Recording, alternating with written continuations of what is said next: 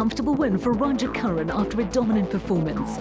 He came in 8 minutes ahead of George de Jager, with Duncan Dean a long way behind in third. On the clubman's front, victory for the Mumfords by just over a minute from Rolf Voigt, with Clive Horner a distant third ahead of Kim Hunter and Brett Holz.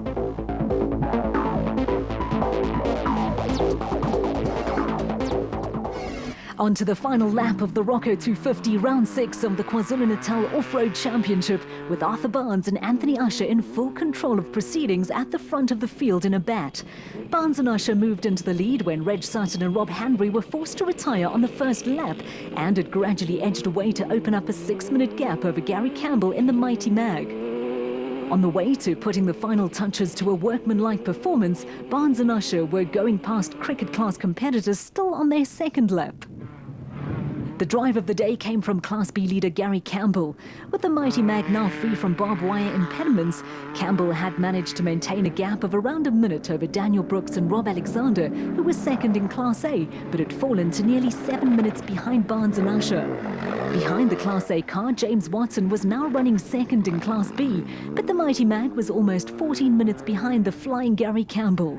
In another Class B change, veteran Tony Ball had moved into third place in the Bulwer Park JRE and had closed within 16 seconds of Watson. Problems for Leon Botma and Quinton Brand had seen the Bat crew slip from second in class to fourth, and they were now over 21 minutes behind Campbell. Towards the back of the Class B field, Ian McLean and Luke van Dort had moved ahead of the unfortunate Marcus Taylor and Derek Keith, who started the day second in Class B. Plagued throughout the race by a misfire, the JRE crew had gradually slipped down the pecking order and still found the time to sportingly stop and offer help to other competitors stranded on the side of the track. Despite the persistent misfire, Taylor and Keith refused to throw in the towel and were eventually classified 6th in Class B ahead of Rob Spencer and Kevin Teron in a Zarco Light.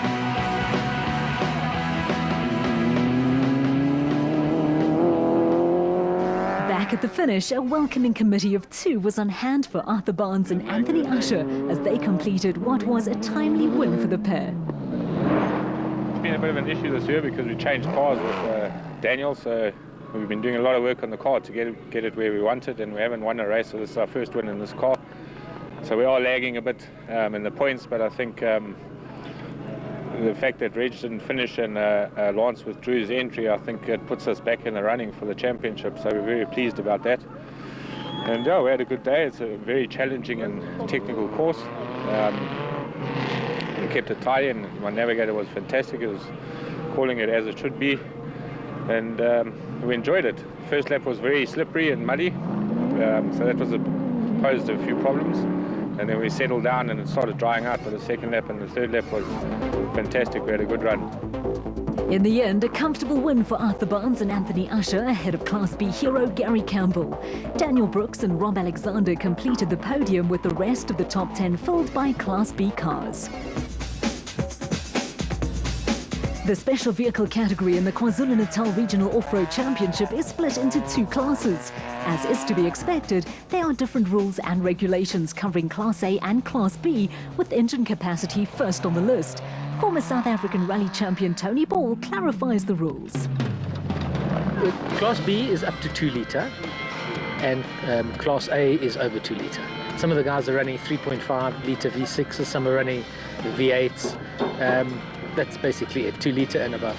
When it comes to other rules and regulations in the KZN Regional Series, it is pretty much a case of anything goes. Unlike many other categories of motorsport, there is no daunting list of do's and don'ts. The cars are pretty free, eh? That's what's so nice about off-road.